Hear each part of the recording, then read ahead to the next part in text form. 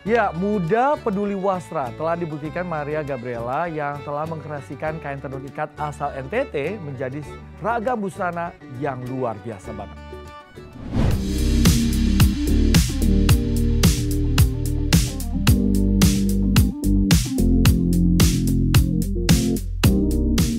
Usianya di Maret lalu barulah 26 tahun, tapi karyanya di dunia busana berbasis wasra, khususnya tenun asal Nusa Tenggara Timur, sudah layak diacungi jempol. Ia adalah Maria Gabriela Isabella.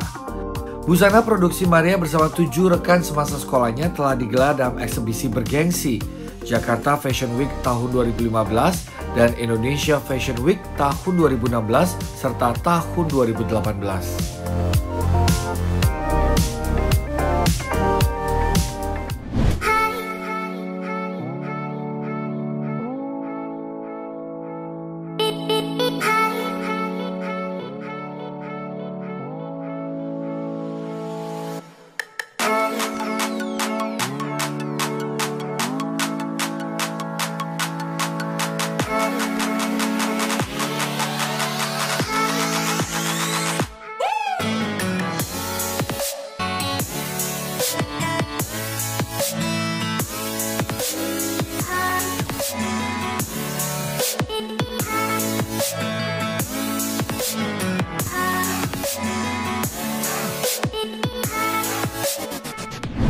Ya, tidak hanya mengenalkan kain dari daerah asalnya, tapi Maria Gabriela juga ikut memberdayakan para perempuan NTT untuk ikut terlibat dalam proses produksi dan terlibat dalam melestarikan tenun ikat itu sendiri. Dan lewat karyanya, kain asal NTT ini bisa dikreasikan ke dalam berbagai gaya. Nah, tadi kalau kita udah lihat karya-karya dari Bella nih, luar biasa. Kalau kita lihat ya tadi ya, ini benar-benar biasanya kalau kain tenun ikat itu di NTT ya khususnya itu kan dijadikan sarung ya. Tapi di tangan Bella itu bisa langsung berubah menjadi busana atau fashion yang casual gitu, yang keseharian. Itu idenya dari mana sih konsepnya? Oke, jadi Copa de Flores itu merupakan sebuah social enterprise. Jadi kita mengusung konsep di mana menenun itu merupakan sebuah proses pemulihan berbasis meditasi visual. Nah, jadi kita berkolaborasi dengan penenun-penenun di daerah Nusa Tenggara Timur, lebih banyak sebenarnya di Kabupaten Sika, dan menghasilkan kreasi-kreasi tenun yang kami kombinasikan sebenarnya dengan kain-kain lain sehingga bisa digunakan, kita sih bilangnya a faithful companion, jadi bisa digunakan gak cuman buat acara formal, gak cuman kesannya tuh buat mama-mama aja yang make, tapi teman-teman kita juga bisa make dan bisa buat kampus, bisa buat jalan-jalan dan lain sebagainya. Betul, jadi yang muda-muda itu juga bisa melestarikan budaya begitu ya. Iya, benar. Nah, ini kan ada juga muncul tagar fashionably humanist ya. Apa sih, bisa diceritakan nggak konsepnya apa sebenarnya itu? Nah, fashionably humanist sendiri itu berarti orang-orang yang memang seneng sama dunia fashion, seneng sama berpenampilan, tapi juga mereka tuh peka akan isu-isu sosial, terutama dengan isu-isu humanisme. Karena kami juga bekerja sama dengan beberapa lintas yayasan, terus lintas LSM juga untuk bisa mengembangkan pemberdayaan untuk perempuan, terutama di Nusa Tenggara Timur. Nah, ini saya lihat ada kain tenun ikat nih, bisa ceritain sedikit nggak latar belakangnya seperti apa sih motif-motif ini? Oke, jadi kita bermula dari namanya Copa de Flores dulu kali ya. Jadi Copa de Flores ini arti namanya adalah Nusa Bunga yang merupakan arti nama dari Pulau Flores sendiri. Jadi kenapa kita namain Copa de Flores? Karena dari proses kita membuat tenun, semua material yang kita gunakan adalah berasal dari alam. Jadi dari mulai kapasnya, itu dari alam langsung, terus kita juga menggunakan pewarnaan alam, sehingga kayak environmental friendly. Nah, di sini itu aku membawa dari 3 kabupaten atau pulau yang berbeda. Jadi yang ini tuh dari Kabupaten Sika, ini juga menggunakan pewarnaan alam. Terus ini juga dari Sumba, ini kita menggunakan akar mengkudu. Jadi akar mengkudu, terus ini motifnya juga bisa dilihat motif kuda di sini.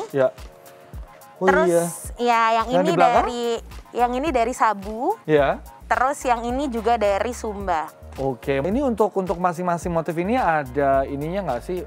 Spesifikasinya dipakai untuk acara apa dan lain sebagainya? Oke, jadi kalau spesifikasi untuk fungsional ya, Betul, berarti ya. fungsional kainnya, beberapa kain dari Nusa Tenggara Timur tuh memang nggak boleh, ada beberapa yang kurang dibolehkan kalau dipotong. Kayak contohnya nih, yang ini nih. Jadi kita tuh di Kopas selalu ngelihat sebenarnya artinya dulu. Nah kalau ini sebenarnya fungsinya tuh lebih bisa digunakan sebagai selendang. Terus sebenarnya bisa digunakan untuk padu padan baju-baju lain. Ini juga sama, ini sebenarnya bentuknya kain. Jadi kalau di Nusa Tenggara Timur, terutama di Kabupaten Sika, itu yang boleh menenun tuh hanya perempuan. Nah ini sebenarnya filosofi awalnya nih sebagai bahan-bahan sandang atau selimut buat keluarga mereka di sana. Nah saya penasaran kalau tadi kan bilang ini kalau kain yang seperti ini kalau saya mau memakainya bisa dibantu nggak? Cara pakainya gimana? Boleh? Bisa, boleh. Penasaran ya sahabat di rumah ya? Oke, saya ambilkan perlu peniti mungkin. Ya kan, sudah pasti siapa tahu gimana nih cara memakainya. Oke, kalau ini tuh tadi kayak aku bilang ini motif-motif yang nggak boleh dipotong begitu ya? Sebenarnya jadi untuk pemotongannya tuh butuh meditasi dulu kan.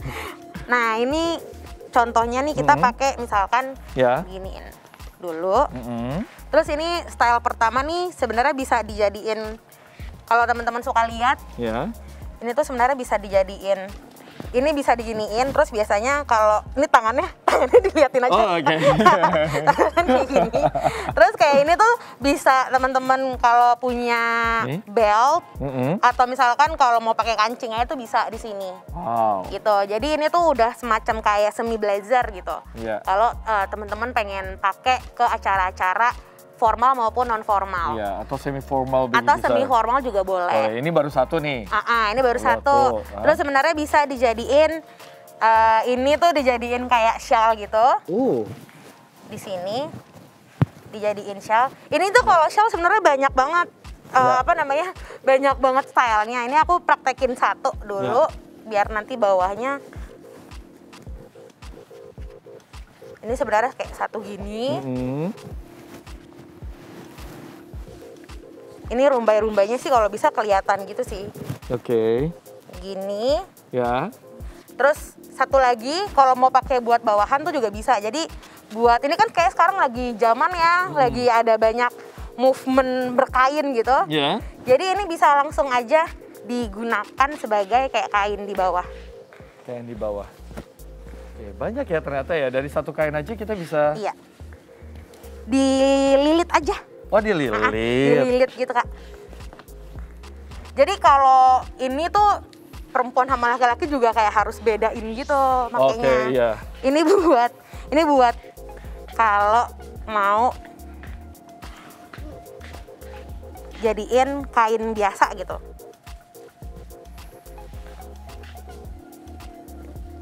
Ini kain biasa ya, bawahan ya? Iya, ini kayak bawahan. Wow. Nah sekarang gimana kalau sahabat di rumah kita tantang Bella ya untuk coba memperagakan berbagai kreasi dari kain tenun ikat. Ke salah satu model kita boleh ya? Boleh ya, kita panggilkan dulu.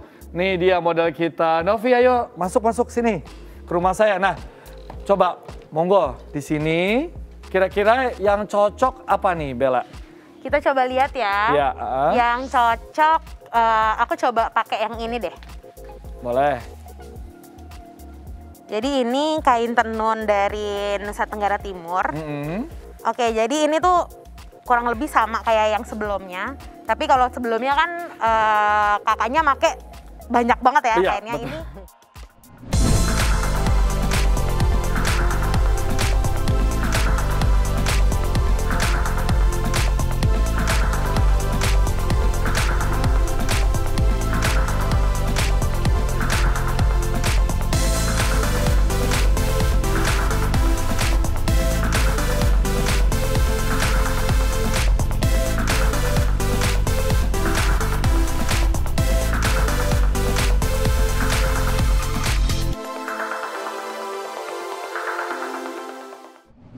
nah, kalau ini juga bisa diginiin, boleh minjem? Gimana nih sahabat di rumah nih? Kalau tadi kita udah lihat kan satu model, ini model berikutnya ya, kreasi berikutnya ya. Ini aku padanin biar sesuai sama bajunya juga. Iya betul.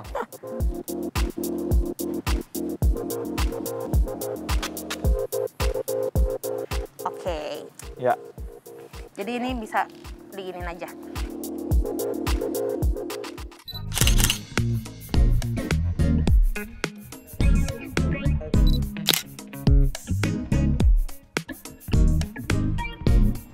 Wow, keren banget. Terima kasih ya Novi, terima kasih juga Bella sudah berbagi terkait dengan tenun ikat NTT ya. Ya sahabat di rumah, semoga apa yang sudah disampaikan keempat sahabat saya yang sangat luar biasa ini mengingatkan kita semua bahwa melestarikan nilai-nilai tradisi Indonesia sudah menjadi tugas kita bersama agar tradisi dan budaya Indonesia semakin dikenal di dunia internasional. Semoga ini menginspirasi kita semua ya, dan harus dicatat karena kita wajib bangga akan tradisi Indonesia. Ya. Kita jumpa lagi minggu depan dengan topik yang berbeda. Dan ingat selalu terapkan protokol kesehatan. Selamat pagi untuk kita semua, sehat selalu untuk Anda semua. Bye-bye.